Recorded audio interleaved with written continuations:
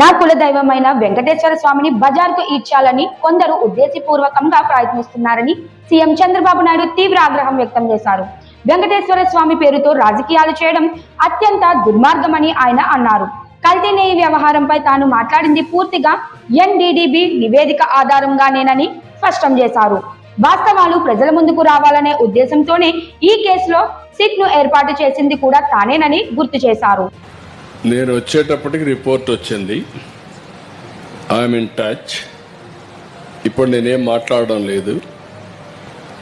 నేను ఆ రోజు కూడా చేసిన ఎంక్వైరీ మీరు చూస్తే ఫస్ట్ టైం నేను రెండు ఆఫీసర్స్ని నేను ముఖ్యమంత్రి హోదాలో చేశాను. ఒక ఆఫీసర్ని నా సెక్రటరీని వేసుకున్నా. నేను ఏదైతే 5 సంవత్సరాలు చెప్పానో తిరుపతి పవిత్రతని కాపాడడానికి, ప్రక్షాళన దిశగా ముందుకు పోవడానికి, మళ్ళీ తిరుపతికి పూర్వ వైభవం తేవడానికి ఫస్ట్ ఆఫీసర్ నేను పంపించింది మనం అప్పట్లో శ్యామలరావుని పంపించాను. అయితే ఇక్కడికి వచ్చే కొద్దికి ఆ శ్యామలరావు పోయిన తర్వాత అన్ని ప్రక్షాళన చేసే దిశలో సబ్స్టాండ్ ఉంది అనే ఉద్దేశంతో ఒక రిపోర్టు అడిగాడు, ఎన్డీడీబీని అడిగాడు. ఎన్డీడీబీ రిపోర్ట్ కూడా వచ్చిన తర్వాత నేను మాట్లాడాను. ఇది అనిమల్ ఫ్యాట్ ఉంది, ఇలాంటి కూడా దుర్మార్గాలు చేశారు, అడల్టరేషన్ అని చెప్పాను. చెప్పిన తర్వాత గింజుకున్నారు, నానా యాగి చేశారు, దాన్ని సుప్రీంకోర్టు తీసుకుని అన్నీ చేశారు.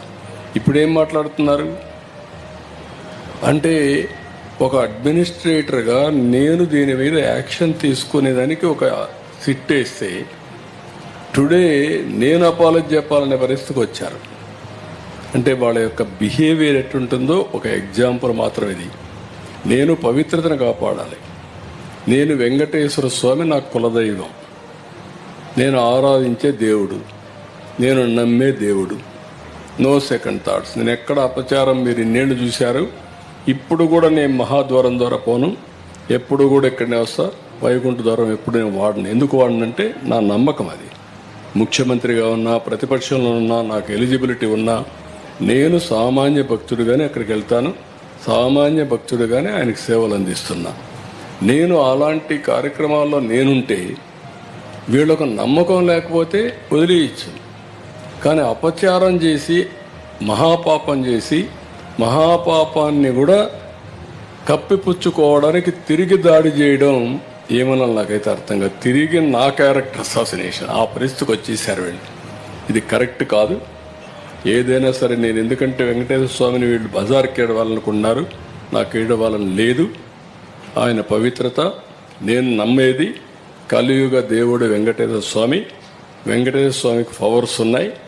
ఆయన్ని కాపాడుకోవడమే కాకుండా మనల్ని కూడా కాపాడుతాడు. ఏ సమస్య అయినా సరే ఆయనే పరిష్కార మార్గానికి కూడా దోహదం చేస్తాడు, దారి చూపిస్తాడు. నేను ఎన్నోసార్లు చెప్పాను, వెంకటేశ్వర స్వామితో పెట్టుకున్న వాళ్ళకి ఇంకొక జన్మలో పనిష్మెంట్ కాదు, ఈ జన్మలోనే పనిష్మెంట్ ఉంటుంది. నా నమ్మకం. నేను చూసిన సంఘటనలు ఉన్నాయి.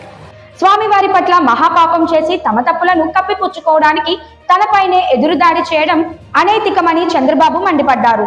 తప్పు చేసిన వారే మళ్లీ తనను క్షమాపణ చెప్పాలని డిమాండ్ చేయడం విడ్డూరమని వ్యాఖ్యానించారు. తిరుమల వంటి పవిత్రమైన స్థలానికి సంబంధించిన అంశంలో భక్తుల మనోభావాలతో చెలగాటమాడిన వారిని ఎట్టి పరిస్థితుల్లోనూ వదిలిపెట్టే ప్రసక్తే లేదని స్పష్టం చేశారు. ఈ వ్యవహారంలో నిజం బయటకు రావాల్సిందేనని, బాధ్యులపై కఠిన చర్యలు తప్పవని సీఎం చంద్రబాబు నాయుడు తేల్చి చెప్పారు.